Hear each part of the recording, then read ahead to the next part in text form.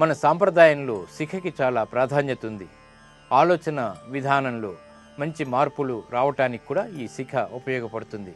ఈ శిఖ యొక్క ప్రత్యేకత ఏమిటి, దీన్ని ధరించడం ద్వారా ఏర్పడేటువంటి ప్రయోజనాలు ఏమిటో పరిశీలిద్దాం. మన దేశంలో వైదిక కర్మాచరణ సాగిస్తూ నియమబద్ధంగా జీవించే వారందరూ కూడా జుట్టు వెనక ముడి వేసుకుని శిఖ పెట్టుకోవటం చూస్తుంటాం. ఇది ఎంతో కాలంగా సాగుతున్నటువంటి సంప్రదాయం. ఆవు గిట్టంత జుట్టు శిఖగా ఉండాలన్నది పెద్దల భాష్యం. ఇలా శిఖ పెట్టుకోవడంలో అంతరార్థం ఏమిటి అంటే, ఎవరికి వారు తమ ఆదర్శాలు లక్ష్యాలు విస్మరించకుండా ఉండేందుకు ఎప్పటికప్పుడు గుర్తు చేసుకునేందుకే శిఖ ఓ ప్రతీక.